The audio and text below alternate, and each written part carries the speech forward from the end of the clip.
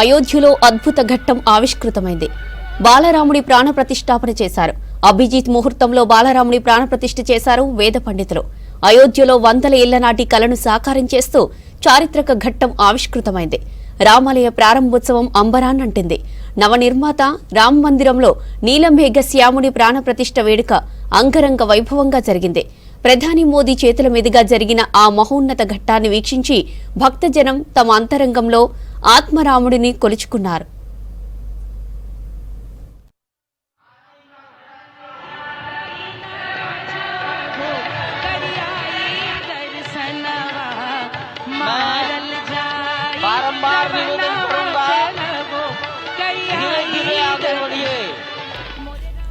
మధ్యాహ్నం 12 గంటలకు వేద మంత్రాలు, మంగళ వాయిద్యాల నడుమ ప్రాణప్రతిష్ఠ క్రతువు ప్రారంభమైంది. ప్రధాని మోదీ స్వామివారికి పట్టు వస్త్రాలు, వెండి ఛత్రం సమర్పించారు. రామ్లల్లా విగ్రహం వద్ద పూజలు చేశారు.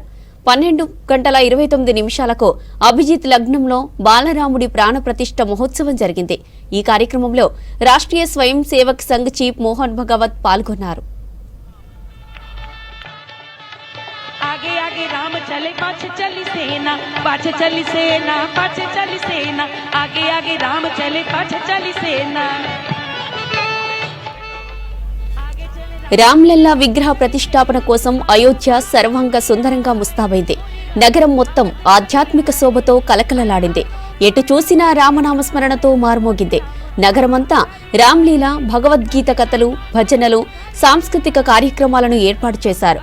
దేశవ్యాప్తంగా పలు ప్రాంతాలకు చెందిన కళాకారులు చేసిన ప్రదర్శనలు అందరినీ ఆకట్టుకున్నాయి. ఈ మహత్కార్యానికి దేశ విదేశాల్లోని అత్యంత ప్రముఖులు, స్వామీజీలు కలిపి దాదాపు 7,000 మంది విచ్చేశారు. రాజకీయ, సినీ, క్రీడా రంగానికి చెందిన ప్రముఖులు ప్రాణప్రతిష్ఠ వేడుకను ప్రత్యక్షంగా వీక్షించి పులకించిపోయారు.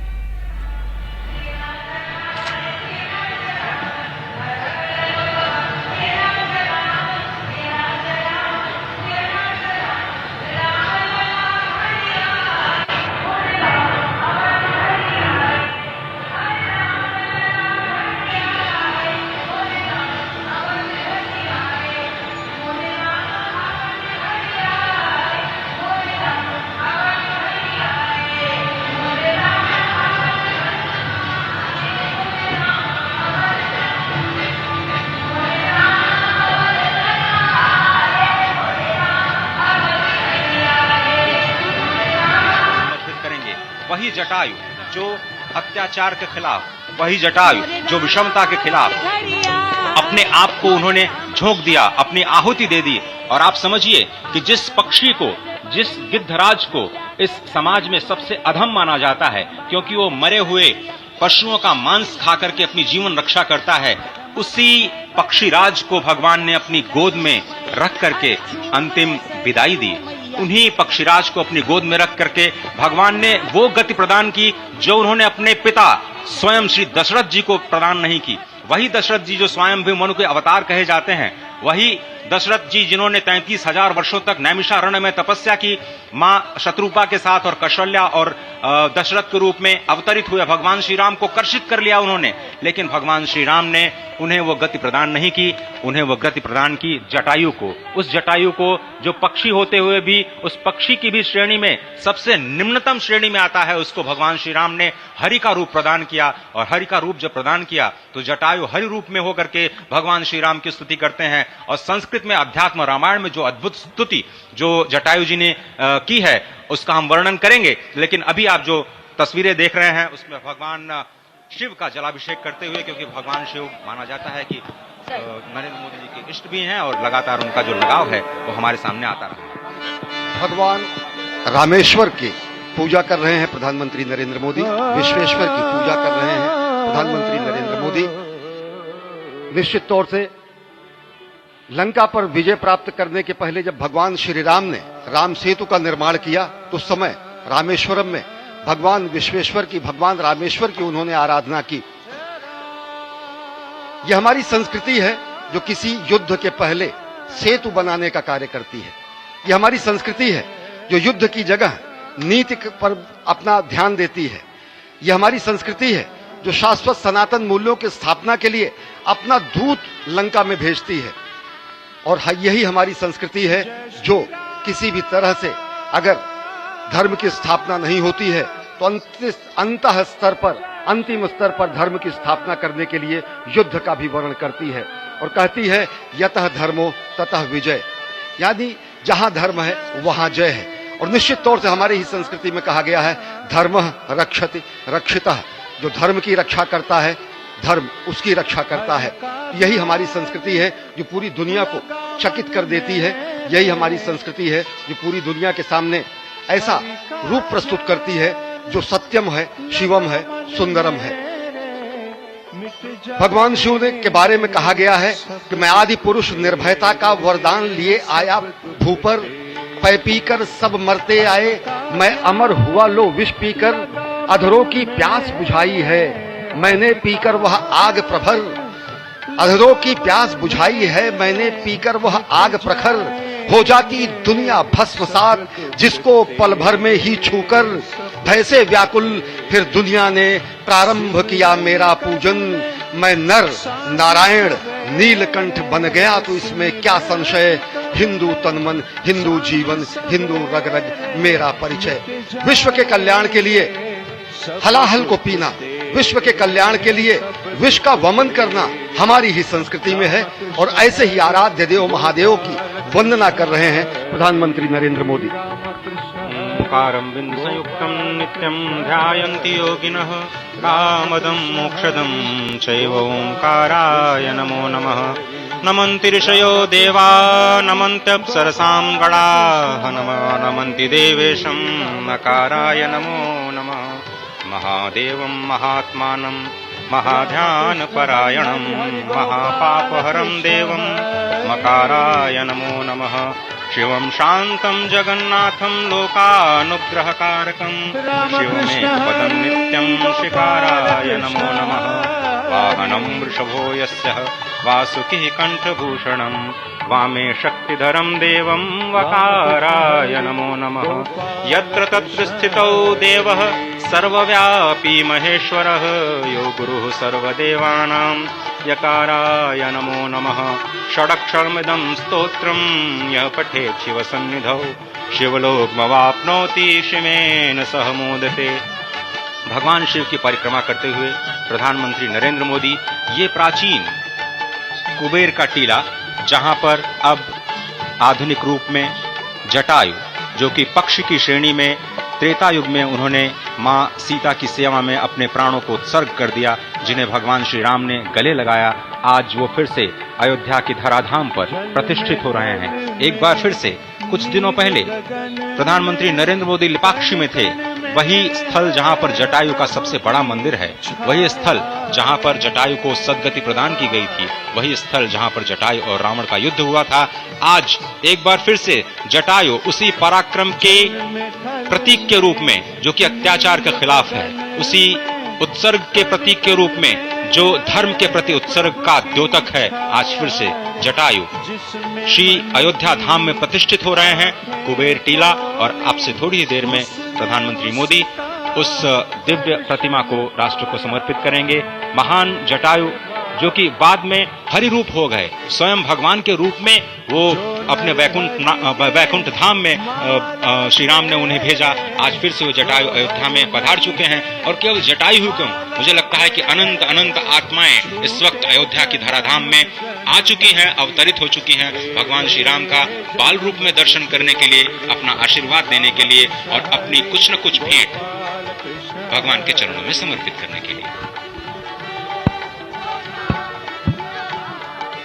अगाध श्रद्धा भगवान श्री राम के प्रति प्रधानमंत्री नरेंद्र मोदी के मन में बहुत पहले एक सामान्य कार्यकर्ता के रूप में अपने जम्मू कश्मीर प्रवास के दौरान उन्होंने जो पंक्तियां लिखी वो यहां बताना उपयुक्त होगा।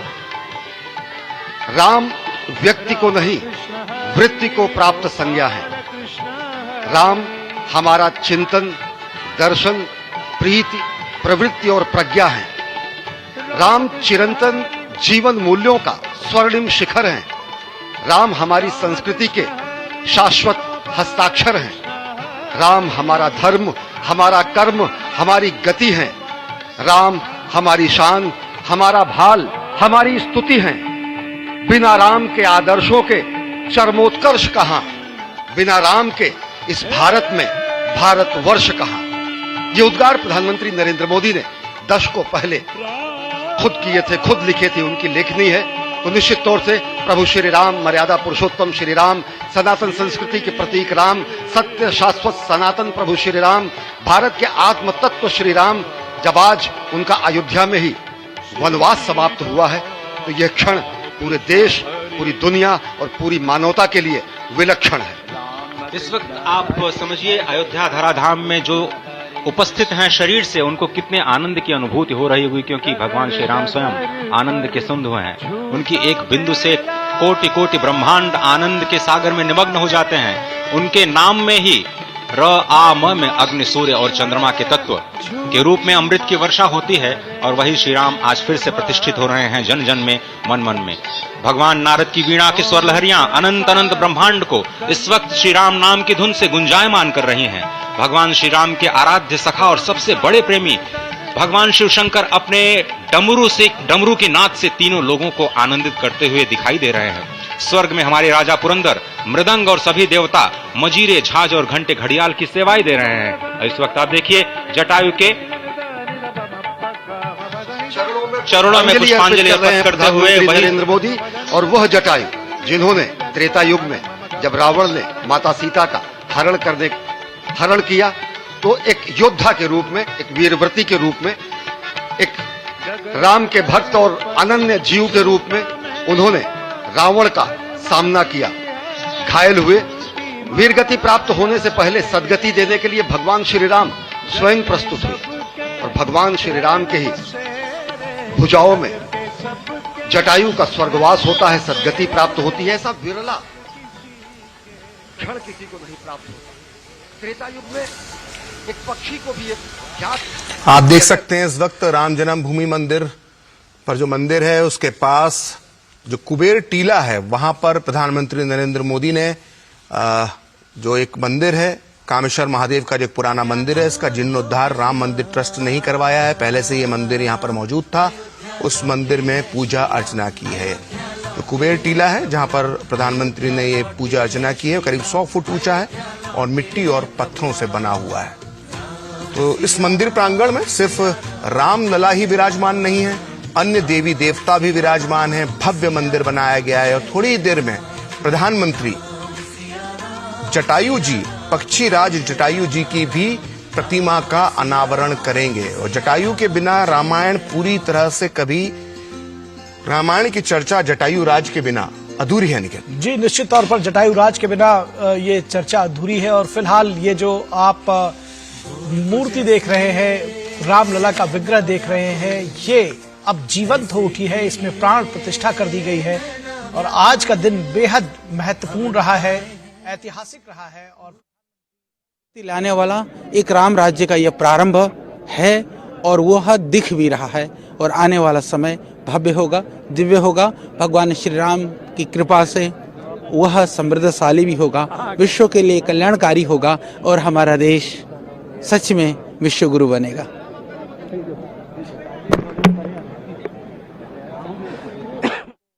वाली है। और जिस तरह से आज प्रधानमंत्री ने अपने भाषण में कहा कि सदियों की प्रतीक्षा के बाद हमारे राम आ गए हैं, सदियों की अभूतपूर्व त्याग, बलिदान और तपस्या के बाद हमारे राम आ गए हैं, तो निश्चित तौर पर हमारे राम आ गए हैं। और उसके साथ ही साथ हमारे राष्ट्र के स्व की चेतना भी लौटी है प्रधानमंत्री के शब्दों में, और उसके साथ ही साथ कुछ संकल्प भी लिए गए हैं आज इस राम मंदिर परिसर से, इस प्रांगण से। और भगवान राम के सामने वो सौगंध ली गई है विकसित भारत बनाने की। ये इस बात की सौगंध ली गई है कि अब परिश्रम करेंगे, और ये जो समय है यही उत्तम समय है, यही सही समय है, और इस समय को खाली नहीं जाने देंगे। और राम मंदिर के इस निर्माण के बाद, इस भव्य दिव्य अयोध्या के में श्री राम जन्मभूमि के इस मंदिर निर्माण के बाद आखिर आगे क्या, इस सवाल पर भी बहुत खुले मन से प्रधानमंत्री ने अपनी बात रखी और कहा कि ये एक तरह से कैलेंडर पर लिखी हुई एक तारीख नहीं है 22 जनवरी 2014, लेकिन बल्कि ये एक नए कालचक्र का उदय है निर्माण। और ये सकारात्मक है, ये हमें प्रेरित करता है, ये हमें और आगे प्रधानमंत्री की ने ओर ये ले भी जाता कहा है। कि इस तारीख को कुछ दिनों तक, कुछ सालों तक नहीं बल्कि हजारों सालों तक इस तारीख को याद रखा जाएगा, इस दिनांक को याद रखा जाएगा, क्योंकि ये काल चक्र है और यहाँ से भारत जो है वो एक नए भारत का निर्माण हो रहा है। जी बिल्कुल, उन्होंने साफ तौर पर कहा कि हमारे लिए ये अवसर सिर्फ विजय का नहीं बल्कि विनय का भी है। उन्होंने एक सर्व समाज की बात कही। और उन्होंने जब कहा आप विनय कि की बात कर रहे हैं तो इस जो रामलला की जो मूर्ति है जी। इसमें विनय का भाव, सौम्यता का भाव जो है वो साफ साफ नजर आता है। जी, और प्रधानमंत्री ने एक बात कही आज कि रामलला टेंट में थे और अब महल में पहुंच चुके हैं, अपने घर पहुंच चुके हैं। जब हमें तस्वीर देख रहे हैं तो हमें नहीं भूलना चाहिए कि किस तरह से गुलाबी रंग के कनात के बीच, टेंट के बीच में रामलला को रहना पड़ता था। वहां पर सिंहासन की जगह जो है वो नुकीले पत्थर निकले हुए थे और उन्होंने हमें क्षमा ये भी भी नहीं मांगी आज भूलना इसके लिए। चाहिए कि फूलों की जगह पर वहां पर नुकीले पत्थर थे, बंजर टीला था और वहां पर रामलला रहे थे। और आज वो रामलला जो है एक महल में प्रवेश कर गए हैं और दिव्य मूर्ति, दिव्य प्रतिमा हमारे दर्शक देख सकते हैं। वो आभा मंडल नजर आ रहा है रामलला को, और रामलला को का स्थान यही था, यही रामलला को विराजित होना था। और आज रामलला 500 साल की तपस्या के बाद यहाँ पुनः विराजित हो गए। और ये कुबेर टीले पर प्रधानमंत्री इस वक्त मौजूद हैं। ये जो पूजा अर्चना का काम का जो पूजा अर्चना जो कर रहे हैं, थोड़ी देर पहले आपसे की ये तस्वीरें हैं, इसको हमने आपको लाइव भी दिखाया था। और ये तस्वीरें कबीर का टीला की हैं, जिस तरह से आपने बताया बिल्कुल कि ये एक तकरीबन 100 फीट ऊंची जगह है। और श्री इसका राम बहुत का महत्व है। अयोध्या धाम में इसका एक सिर्फ बहुत बड़ा महत्व है। जो आपने कहा कि श्री जी। राम ही नहीं बल्कि बहुत सारे देवी देवता विराजमान। जी, इसका एक बहुत अलग महत्व ये भी है कि ये